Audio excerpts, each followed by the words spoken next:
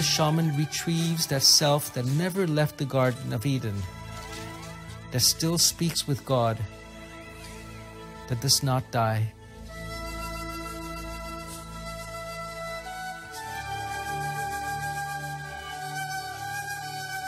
Pretty heady stuff.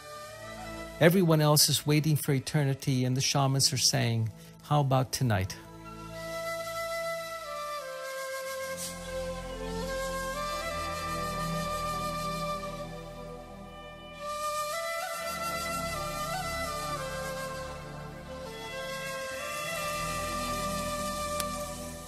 The problem with time as we know it is that it is wedded to causality.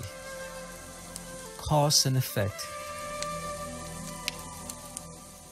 Who I am today is the result of what happened yesterday or 10 years ago.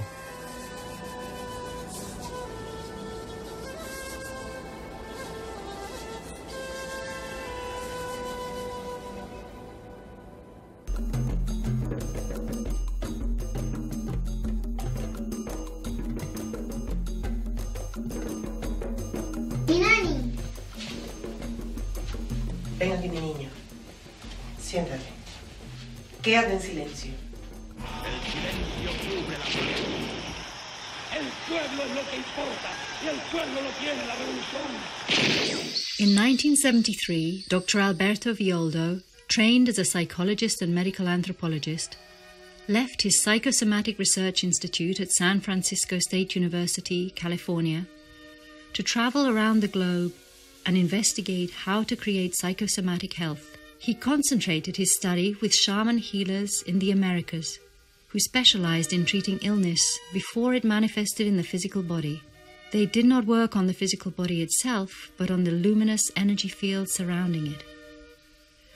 These master medicine men and women understood that the luminous energy field is a template of light that determines how our body heals, how we live, and how we might die.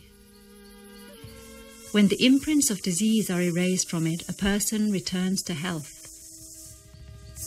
Dr. Villoldo lived with these shamans and sages and experienced his own healing. He was chosen by them to carry these ancient healing practices that can be known but not told to the rest of the world. And this is the origin of what is today a contemporary school of wisdom and science, stimulating healing at soul level.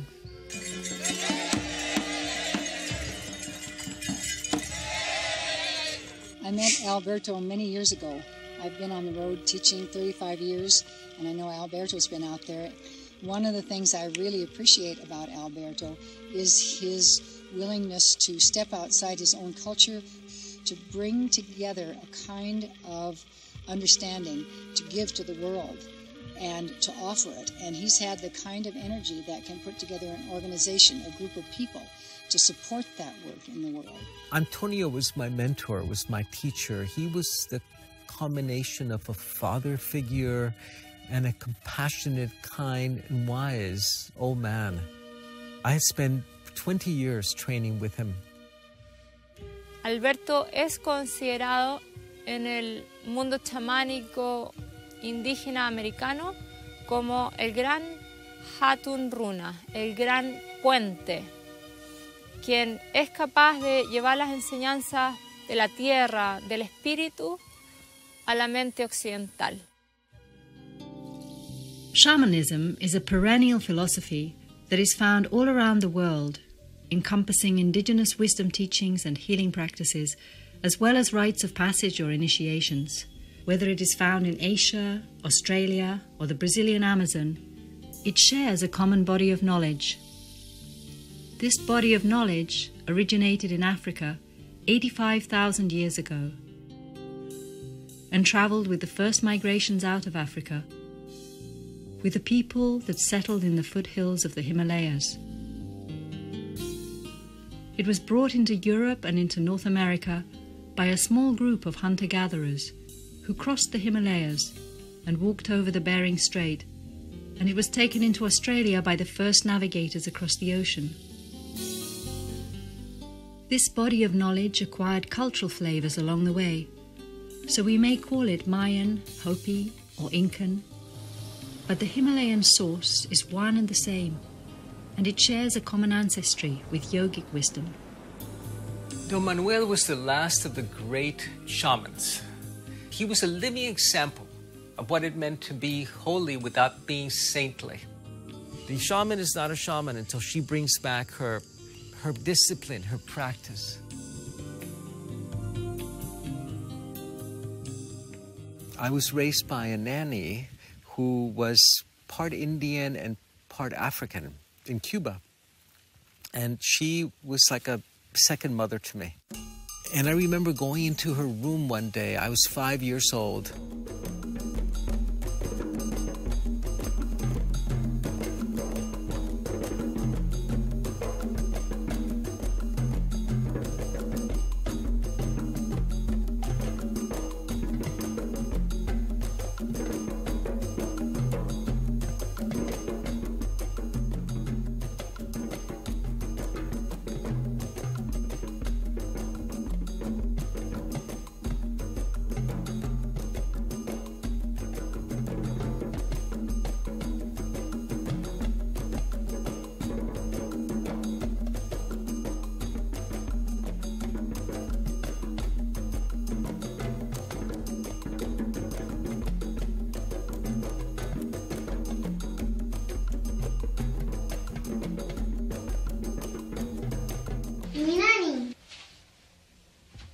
Ven aquí, mi niña.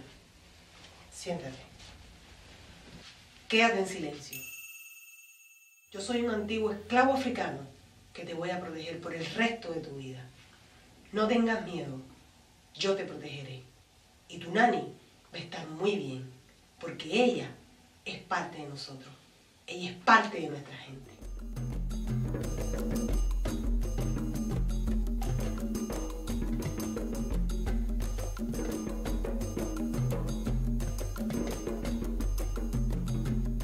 My nanny was a practitioner of the Afro-Cuban spiritist traditions. And this was my first introduction at the age of 5 to the world of spirits, to the invisible world, a world that I've spent the last 50 years exploring. And knowing that while we have 5 ordinary senses, and 6 of these, if you wish to count intuition as one of them, that I have been exploring the world through the furthest reaches of these senses. I've been exploring the world of dreams consciously. I've been dreaming my reality into being with my eyes open. I've been learning to see into the invisible world. I've learned to listen to the voice of ancestors that lived 1,000 years ago. I've learned to extend beyond the ordinary.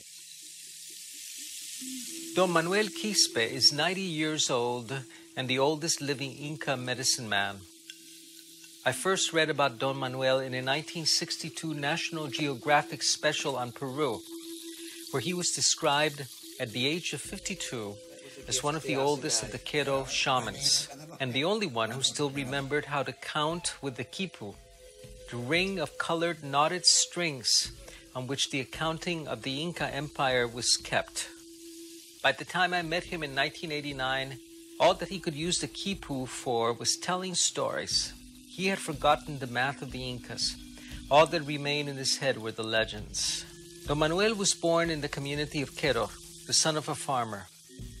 At the age of 15, he became very ill. His father took him to the healers of his village, and no one was able to help, not even the doctors at the medical post in the city of Cusco. While bringing his emaciated son back to Quero, he stopped at the sanctuary of Huanca, a holy place where the power of nature congregates. The sanctuary of Huanca was so revered by the Inca that the Catholic priest had built a church above it to convert the Indians.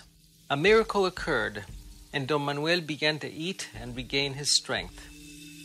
Huanca is located halfway up the southern face of Mount Pachatusan, whose name means the axis of the world. The mountain spirits instructed Manuel to travel to another Apu, or sacred mountain named Ururu, directly across the valley. Young Manuel spent the next few months living in a cave like a hermit, drinking the water that filtered through the walls of the cavern, going for long walks alone in the mountain. Here is where he first began speaking to the Apu. The mountain itself became his teacher. He had been on the brink of death, had experienced the continuity of life on the other side, and come back. On his return to Quero, he completed his apprenticeship, formally undergoing the rites of passage under one of the legendary shamans of Quero. I remember one of the first things that I had to learn about myself and accept was the fact that I had never let anyone know who I really was, to the point that even I had forgotten who I was. I was always hiding, veiling, and not being willing to disclose. I always had a face ready for anyone's examination. I was completely inauthentic. I was the most inauthentic person that I knew, and everybody thought that I was so sincere. I was a well-sculpted lie. And when I realized this in my early 20s, it was terrible. It was devastating. I thought I needed a persona in order to survive. And this persona became like an entity that had possessed me, to the point that I had become lost. I had lost my soul. And that was the first thing I saw as my inner vision was awakening. And this is what truly launched me into a journey into the medicine way. After seeing this, I became a wounded person seeking to become whole. And then my journey opened up before me. There are two kinds of people in this world. There are those who are dreamers and those who are being dreamed. There comes a time in every man's life when he must encounter his past. For those who are dreamed, who have no more than a passing acquaintance with power, this moment is usually played out from their deathbeds as they try to bargain with fate for a few more moments of lifetime. But for the dreamer, the person of power, this moment takes place alone, before fire, when he calls upon the specters of his personal past to stand before him like witnesses before the court. This is the work of the South, where the medicine wheel begins. I am not speaking of remembering the past. Anyone can remember the past, and in remembering, we frame it to serve and justify our present. Remembering is a conscious act, and therefore subject to embellishment. Remembering is easy. The person of power sits alone before the fire. He confronts his past. He hears the testimony of these specters, and he dismisses them one by one. He acquits himself of his past. Do you comprehend this? The man of power has no past, no history that can claim him. He has cast aside his shadow and learned to walk in the snow without leaving tracks.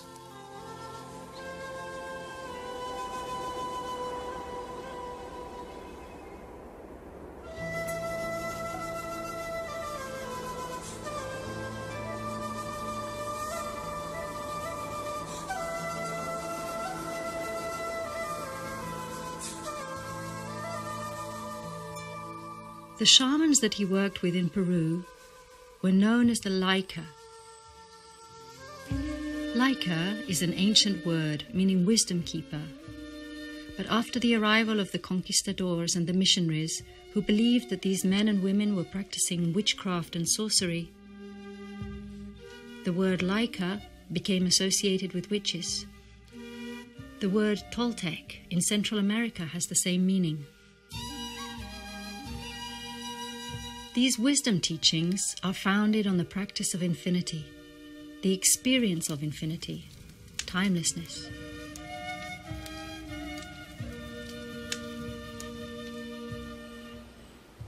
Infinity is before time and after time. But the teachings are eminently practical processes, so for the shaman, it was not important to describe infinity, but to actually step into infinity.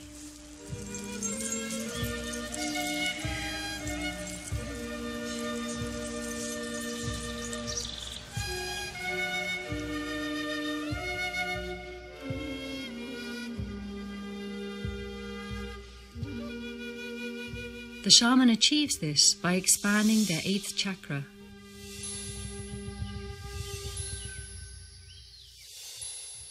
In the West, we are all familiar with 7 chakras in the body. But the shamans identified an 8th chakra, a luminous orb that is outside the physical body, hovering above the head. This is an element of the self which has always resided outside of time, which in the West is called the soul, and manifests as the body in the river of time. The shamans recognize the energies of the soul, and that when you die, the 7 chakras in the body upload their information into this radiant sun of the 8th chakra, which then selects the families that you will be born into next.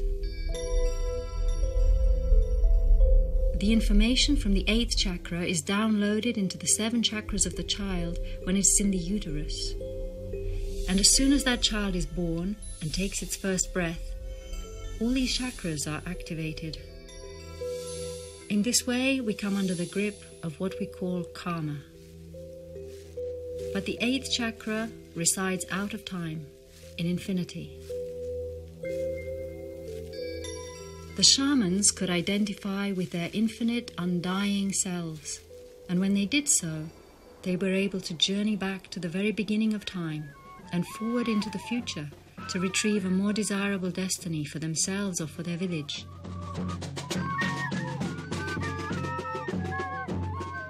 All of the shamanic healing practices were born from the shaman's skills of stepping into infinity.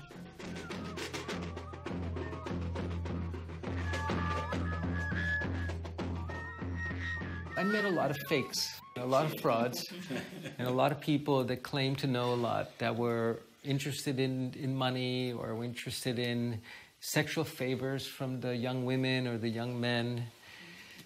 And I met a few masters that were not looking for students, that were not looking for fame, and they were great masters.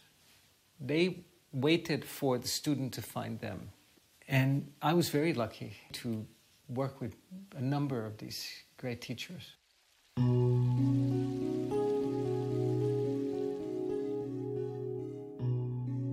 The first time I met my mentor, we were at the University of Cusco. I was looking for a translator, for someone who would help me to communicate in the Quechua language as I searched for a reputable shaman. And I wanted to find a true master teacher, not simply an herbalist or a bone setter or someone who knew how to concoct healing remedies, but someone who was a wisdom keeper. And to do that, I needed a translator. The men and women I was interested in were living in the high mountains in the Andes, above the snow line, above 18,000 feet, and spoke no Spanish. As I met the man who would become my mentor, he listened to my idea. He was a professor at the university, a professor of philosophy, and an Indian, fluent in the Quechua language and fluent in the ways of the West. And he agreed to help me after he would look at me very eerily and in a way as if he was almost looking through me. And the first month that we traveled together, he wanted to know everything about me. I told him the story of my entire life, but he was very reserved about his own story. Later, I learned that he was born in the high mountains, in villages belonging to the Quero people, in a village named Yahuarcancha, the place of the jaguars, high up in the mountains. His parents had died, and he had relocated to Cusco, where he worked cleaning the churches of Cusco. He would sweep the churches in exchange for a place to sleep and the food that he would eat. But every summer, he would go back up to the mountains to continue his training in the medicine way. Eventually, he agreed to become my translator, and I traveled throughout the highlands with him. After dinner, we went for what I thought would be a short stroll. but Antonio kept taking me further into the forest. We arrived at a clearing where he asked me to sit on a boulder and connect with a tall pine a dozen yards away. I closed my eyes and imagined reaching out to the tree. "Not with your head, niño, with your belly," he said. "Extend a tendril of light from your cosco, your second chakra, to the tree." When I did this, I could feel a visceral connection with the pine, as if we were touching. I could sense the texture of the bark and even go into the tree itself. When Antonio asked me to open my eyes, I could see the light filament extending from my belly. Now uncouple from the tree and connect to your earliest memory. Try to remember back to when you were a toddler, before you could walk, and link the filament to this boy, he said. I must have spent the next hour trying to do it. I could tell Antonio was growing impatient. "You are thinking," he said. "Stop thinking. Just do." And then I got it. I could feel the skin of this boy the way I had felt the skin of the tree. I could taste what he tasted and sense how big the world felt. All of my senses were active and nearly on overload. It was no longer the me that I knew who was touching and feeling, but another, older, equally as familiar, younger me. Then Antonio asked me to follow that luminous fiber, to track along the cord itself, allowing the images and feelings to flood into me. I imagined that I was walking along this cord as I walk on a trail, and spied images of my childhood and adolescence I had not thought about in decades. The Halloween costume my parents made me wear when I was 5. The crush I had on my 3rd grade teacher the time our dog died. The strangest thing, I was not only seeing the images, but the emotions were deluging me. I saw every painful and joyous moment of my life. Then Antonio tapped me on the shoulder. "Next time," he said, "we're going to connect with who you are becoming 10,000 years from now."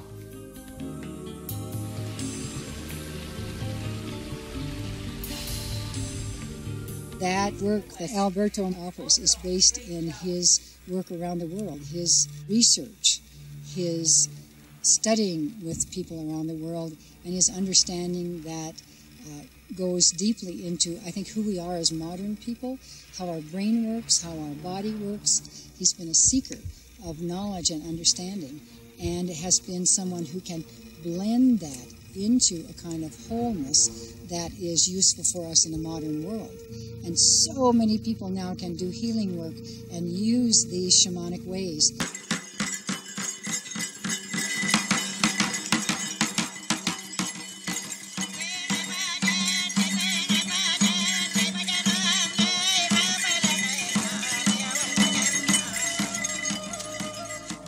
The shaman saw that the energy field, which is the luminous body, is an information field.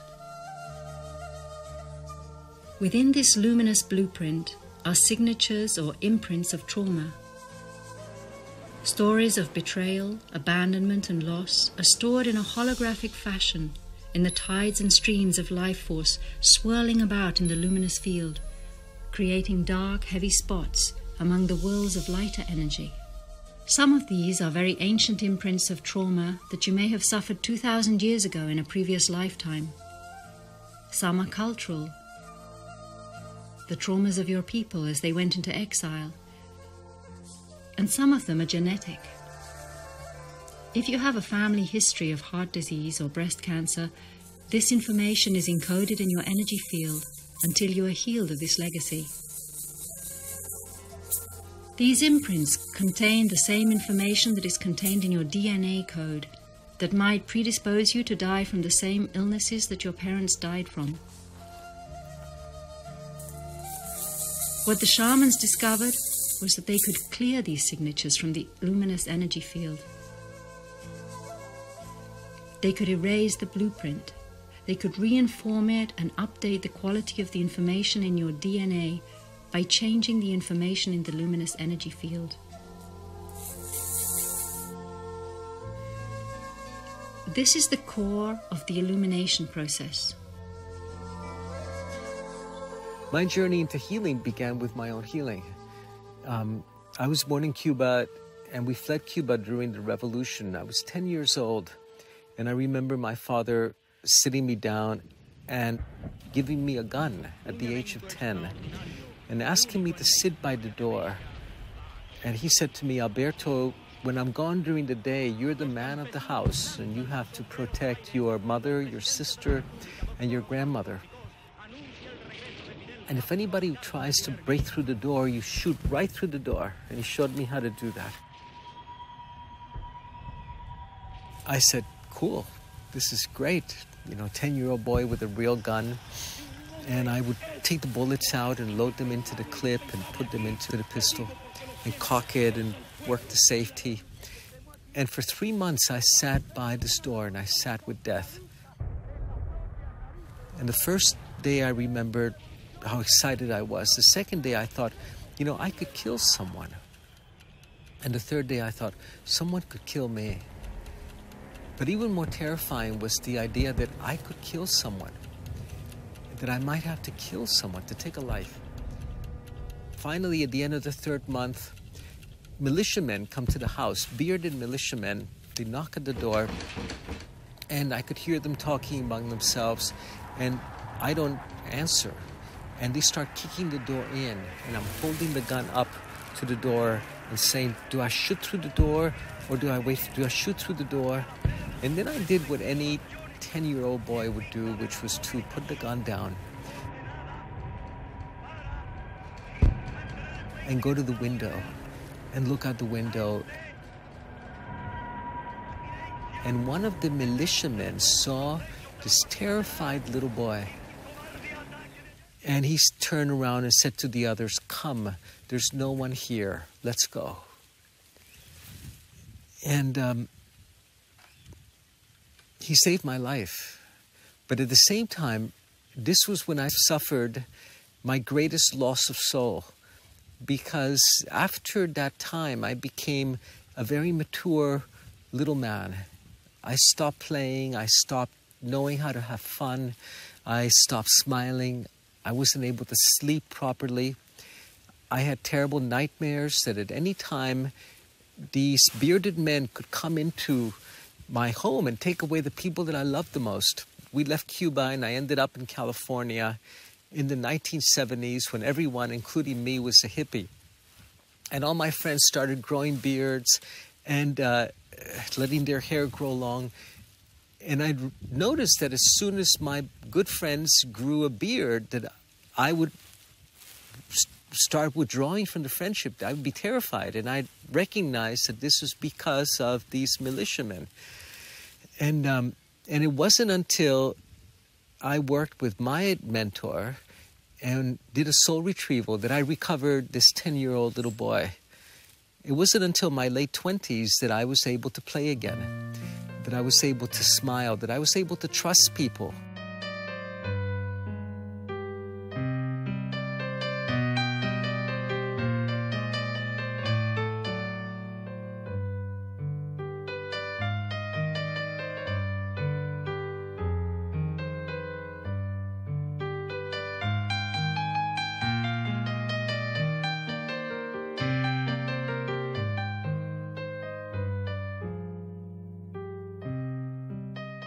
Alberto ha pasado todas estas enseñanzas de los queros, como los munaikí, como todas las transmisiones energéticas, y ha formado una escuela, nada menos, para poder enseñar todo esto. Y eso tiene un gran valor.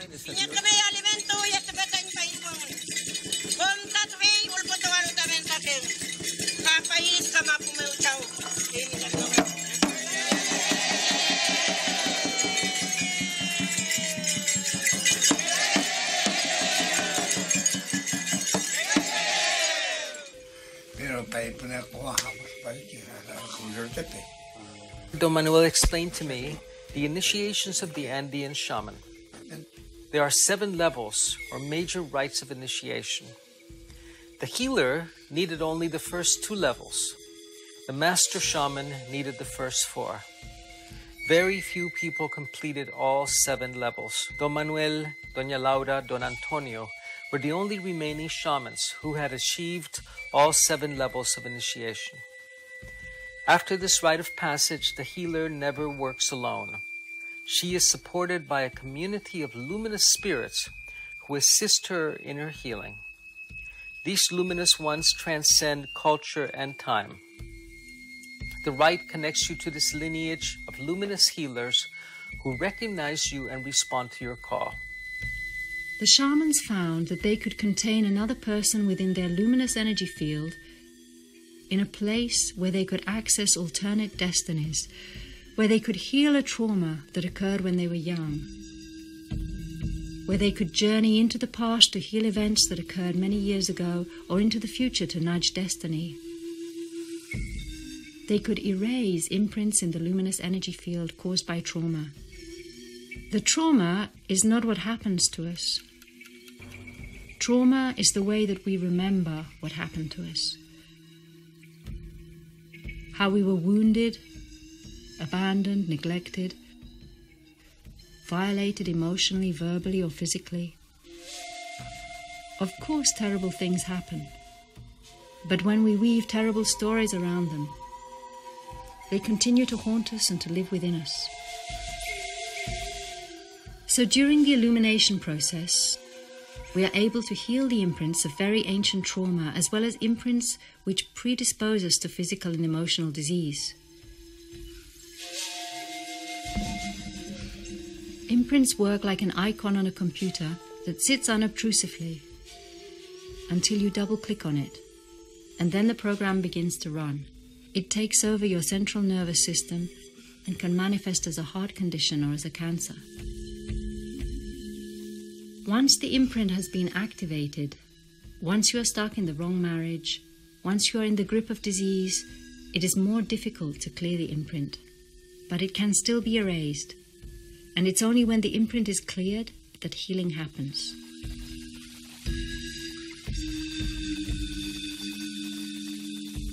Working with him and his school and his people, I feel like I've developed another side of myself that was dormant in a sense. And it isn't my finest skill perhaps, but I am better and better and better at, at that perception and that way of walking that brings in spirit and brings in, the mystery of life and the intuition, the deeper, richer part of ourselves that can guide us in a wonderful way. So it's been a benefit to me personally. It's been a benefit through me to my students and my clients, so that what I offer, some of it is based in what Alberto has shared through what he has put together in the world.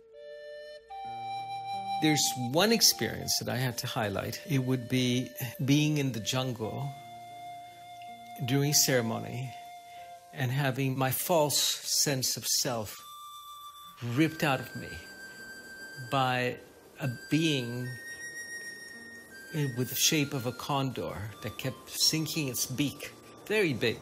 A condor sinking its beak into my eyes and pulling my face off and ripping my flesh out. And later I would realize that this was the death of my false self, of my ego, of my attachment to my name and my history and my identity that was so deeply rooted that my face had to come off, my flesh had to be ripped away. And this is a very classical form of shamanic initiation, but terrifying and blissful at the end of the process to find out that I was there, that what was left was me.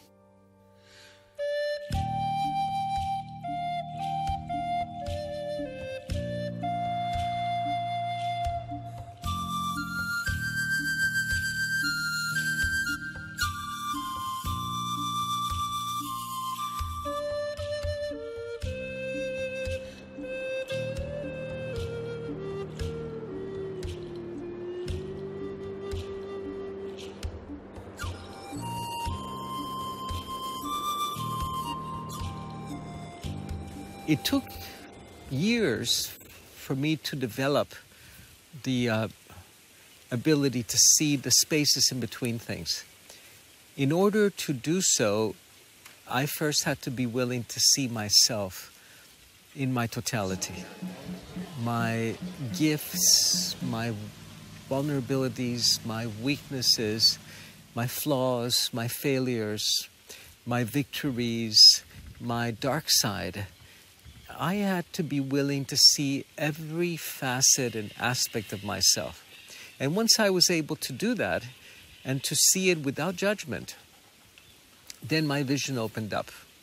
Then I was able to witness reality multidimensionally, with color, with texture, with vibrancy, I was able to see energy. But not only to see the colors of energy, but to understand and to read the stories that the energy contained. I would be able to look at someone and tell what had happened to them when they were 6, or the argument that they had had with their beloved the evening before, or their excitement about their child that was about to be born through them that they did not even know was about to happen yet.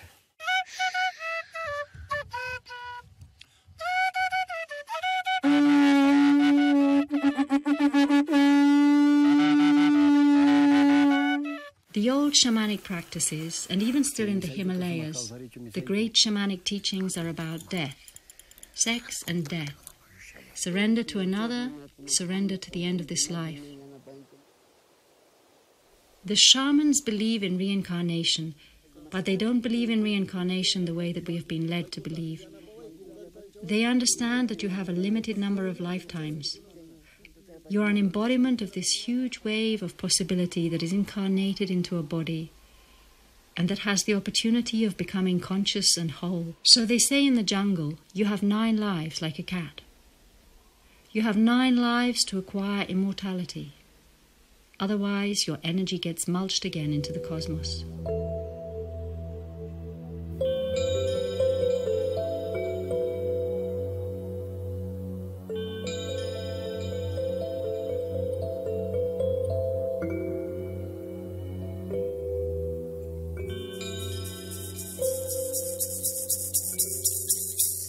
In the West, we have forgotten how to die consciously. But the death rites are found in the Tibetan, Bon traditions and in many shamanic practices around the world. And they are designed to assist a loved one to journey consciously back home to the world of spirit.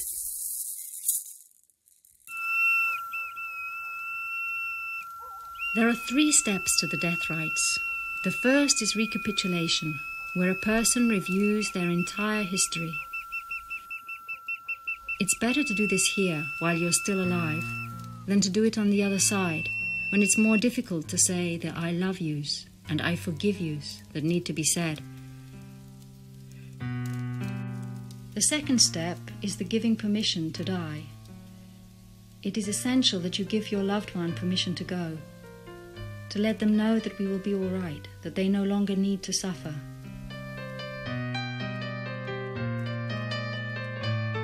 The third is the technical part of disengaging the luminous energy field. This is done by spinning the chakras in a counterclockwise direction in a giant spiral, beginning with the heart chakra, going down to the 3rd chakra, the solar plexus, and then the throat chakra, then the 2nd chakra at the belly, then the 3rd eye in the middle of the forehead, and then the 1st chakra at the base of the spine, and finally the crown, or 7th chakra at the top of the head. This is the unwinding of the great spiral. All the chakras constellate around the heart. The heart is the sun. You have 3 chakras below, 3 chakras above. When you disengage the great spiral of the chakras, you free the luminous body that can then be nudged out with a gentle push from the feet and drawn out through the top of the head, launched on its journey back home. The chakras are the rivet points. They are the connection points between the luminous body and the physical body. When we unscrew the chakras, we free the luminous body from the physical into infinity.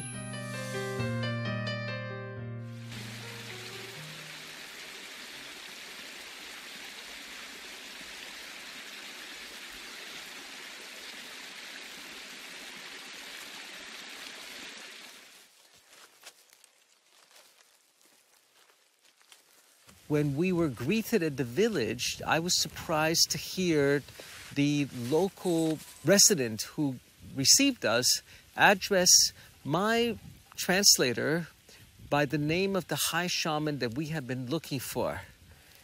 And he said, "Welcome, Don Hikaram, welcome." And I knew that the word Hikaram was a derivative of Ikaro, which is an individual who's able to summon the spirits through his song. The Ikaros are the songs.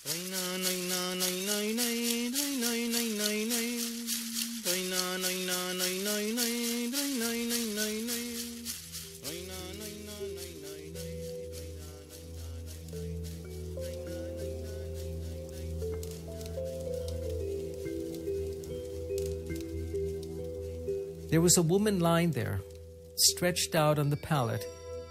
It was impossible to judge her age. She was so emaciated. Her skin was yellow with jaundice and stretched taut over the bones of her face.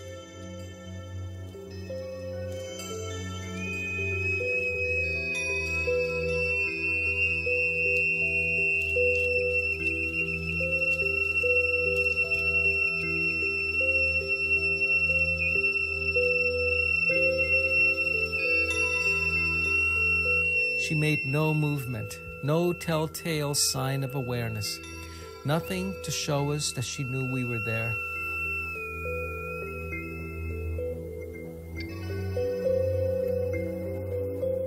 Antonio turned and looked at me. "A missionary," he whispered. "She was brought here 2 days ago by the Indians from below." He gestured toward the hillside and beyond it toward the jungle. "Her liver has failed," I said. "I think she's in a coma." I asked what we could do. "Nothing. She will die tonight. We can only help to free her spirit." 20 or 30 candles had transformed the mud and straw hut into a sort of chapel. The first thing that struck me was how cold the room had become. And then I touched my mentor, and his skin was warm. My fingers were like ice, and I realized that it was an inner cold, that it was death itself, the death that lived inside me, that had been awakened, and I began to tremble. Don Antonio moved his hands to a spot an inch or so above her heart. With first and second fingers extended, he began to make a counterclockwise circular motion, and he drew his hand away, still spiraling, up into the smoky air. Heart chakra. He did this 3 times. And I saw, as he was working with the missionary, how much love and caring he was bringing to attending to her. Well, I was terrified of death. I was afraid of touching her because death might be contagious. I might become afflicted by it.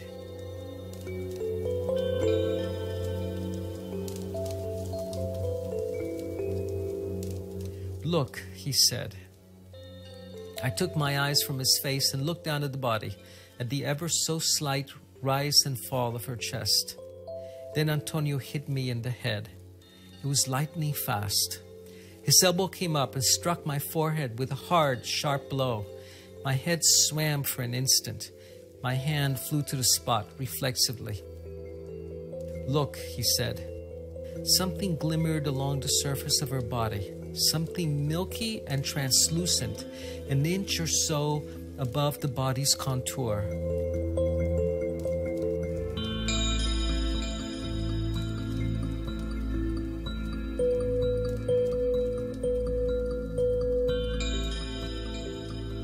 And I began to witness the event that was taking place. It was as if my vision had been opened, the veils had been parted, and I began to see beings in the room and lights that were not given off by the candles, spheres of light in the room that had come to attend the passing of this missionary, and in the process had come to heal me of my own death. Because death, I was shown that night, does not exist. Look now, soften your focus. And there it was, out of focus but clearly there, an ever so subtle glow, now 3 to 4 inches from her skin, as if a luminous mold of her body were emerging from the flesh. A sight that we have forgotten, that has been clouded by time and reason. What is it? It is she, he said. It is her essence, her luminous body. She would call it the soul. She wants to let go.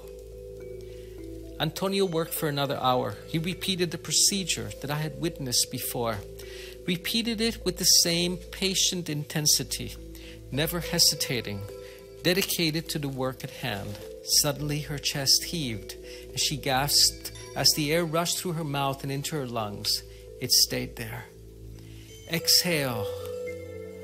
And there came a long wheeze, like a labored sigh, as her last breath seeped from her chest and through her open mouth. I sensed also that my own death was lifted from me and taken by these beings and returned to the Mother Earth where it could be mulched back into life. The spirit of the missionary was taken to the heavens, was received, and suddenly that room, that dank, cold room became a luminous cathedral, and I was sitting in the company of angels. The next healing intervention is the extraction process. In the West, people believe that all their energies belong to them. The shaman understands that there are energies that don't belong to you. There are 2 kinds of energy that they work with. Intrusive energies that are directed at you in the form of psychic attack, which are called envy, jealousy, negativity, and so on. And intrusive entities that are actually beings that have become attached to you. To extract these energies or entities, the shaman utilizes a very fine crystal. During the extraction process, they coax an intrusive energy or entity into this crystal. The crystal is like a vacuum cleaner. It will draw these energies into itself and clear them from the person's field. It is one of the shaman's most powerful tools. Time to go now. Come on. I have to leave. It's time to go.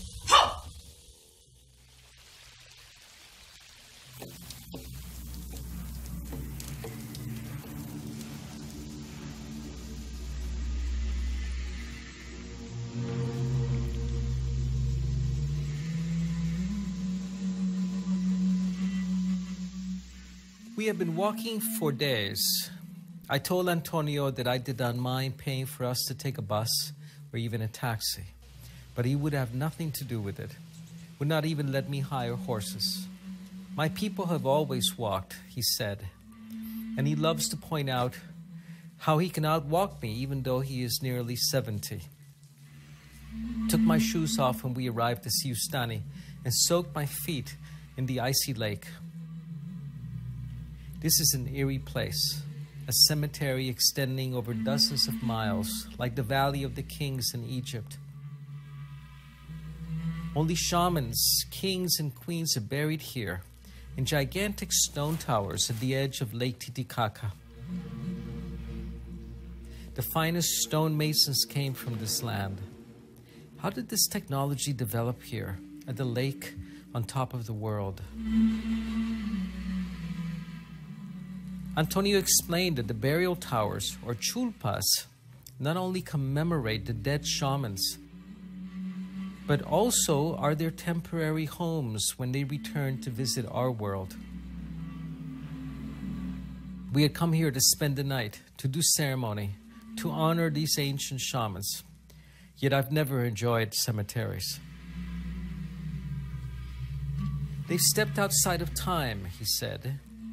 He explained that if my faith in reality was based on the belief that time runs in one direction only, then I will be shattered by an experience of my future.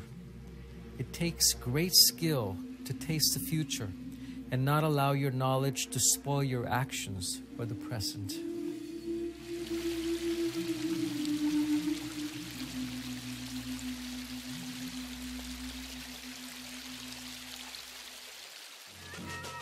They say that the shaman lives in perfect Aini. This is the basis of all Andean shamanism. The meaning of Aini is the principle of reciprocity. The universe reciprocates the shaman's every action, mirrors his intent back to him as he is a mirror to others. And that is why the shaman lives in synchronicity with nature. The shaman's world mirrors the shaman's will and his intent and actions. These forms of Aini are performed out of fear or convention, not out of love. Eventually we make Aini because we must, because we feel it here. He touched his breast. They say that only then is Aini perfect. But I believe that Aini is always perfect, that our world is always a true reflection of our intent and our lives and our actions. That is my opinion, but I think that it is a good one. The condition of our world depends upon the condition of our consciousness.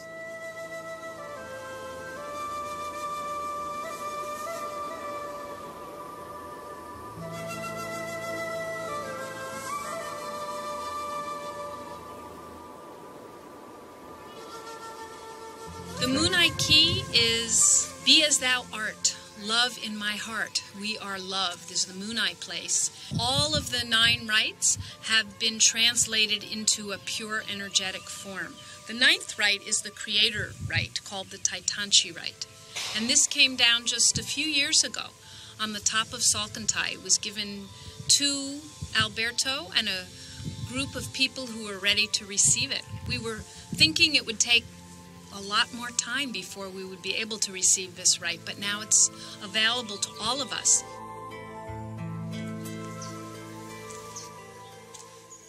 Antonio had commented that I am a weeder and that he was a gardener. He charged me with always working on healing my faults, digging my hurt up like weeds. Nothing beautiful grew in the garden of my soul, he said. I did not know how to water the seeds of my spirit, of who I could become. So he sent me to this cave on a vision quest to fast for 5 days. The last 2 days I've spent weeding the cave. Turns out I do that pretty well. The ground is clear now, rich, dark soil that compacts easily. Threw away the Hershey bar at the bottom of my pack this morning, unwrapped it, pocketed the foil, and tossed the chocolate into the jungle. All I had been thinking of for the last 2 days was that piece of chocolate. Antonio is right. I am a weeder, and my life is a jungle, tangled and overgrown. Stuff just grows in it. Sometimes exotic plants, most of the time vines and creepers that I get tangled in. It takes all my energy to keep the ground beneath me cleared. How do I plant the fruit trees and flowers I want to grow old with?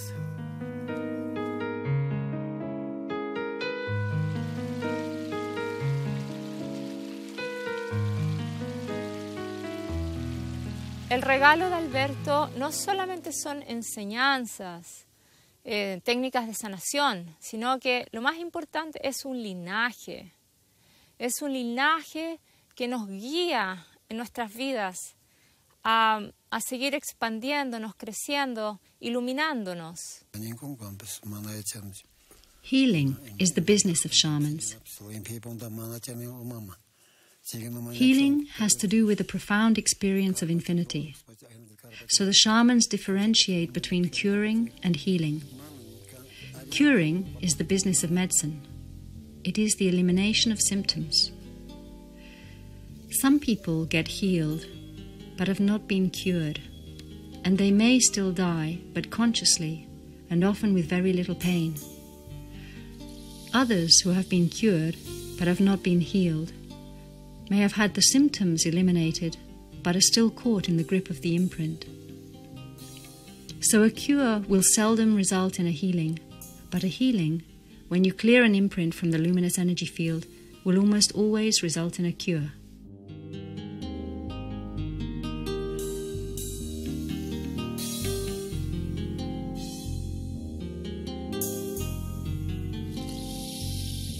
Don Manuel was the last of the great shamans. He was a living example of what it meant to be holy without being saintly. He enjoyed a glass of beer. He talked about the deliciousness of life, beautiful men, beautiful women, beautiful places. He was a man who inhabited his body with the fullness of his soul. Nothing got between him and the deliciousness and the savoring of every moment. He knew my mentor, Antonio, and in the early days objected to my training, believing that these teachings were only for the Indians. Slowly, with time, he came to recognize that he came here to be a shaman to the world, not only to his village, to his tribe, to his region, but to the entire earth. And I was the very first Westerner that he ever gave his initiation to. And after I received his karpai, his initiation, he said to me, take it into the world. Share it with others. Don't keep it for yourself only. You, like me, are a bridge. We're a bridge between the ancient and the future. And if our bridge collapses, our children's children will have to rebuild this world from scratch. So I took him up on his offer. I received his initiation. I shared it with others. And I became a bridge between the ancient medicine and the new science that is emerging today in the West. Antonio was my mentor, was my teacher. He was the combination of a father figure and a compassionate, kind, and wise old man. And I had spent 20 years training with him. Only he and I were the only people who knew how little I truly knew. And one day he invites me to go with him back to the place of birth, to the place of origin, to Lake Titicaca, because he was going on his final journey. And I was not ready to let him go. In fact, I became angry. I said, you can't do this. There are people that need you. I need you. And he said, no, my time has come. It's time for others to take up where I left off. And I accompanied him back to the island of the sun in Lake Titicaca. But before we went there, we went to the cemetery on top of the world called Siustani. And we did ceremony there one night. That evening, I became comfortable with those that had come before us.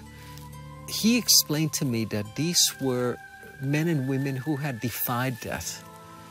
They had defied death. They had stepped beyond death. They could never be claimed by death because they had been claimed by life.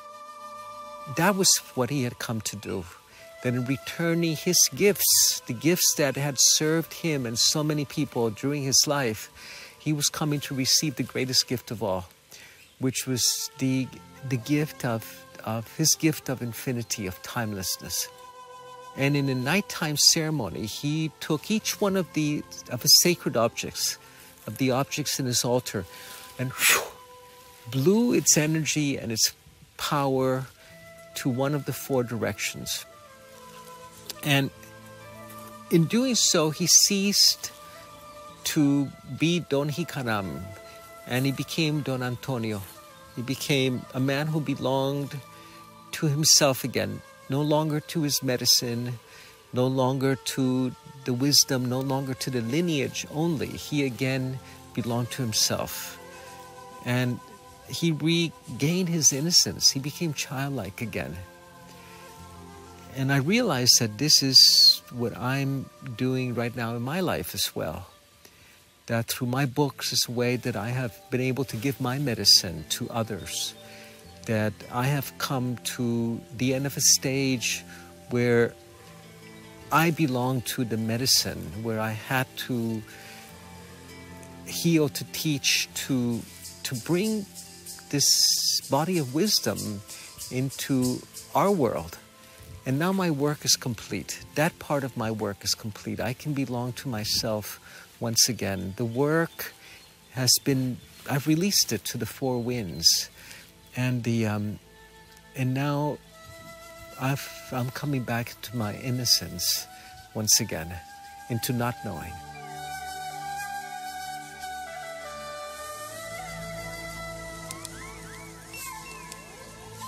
Everyone else is waiting for eternity, and the shamans are saying, how about tonight? The problem with time as we know it is that it is wedded to causality. Cause and effect. Tonight is a good night to step outside of time.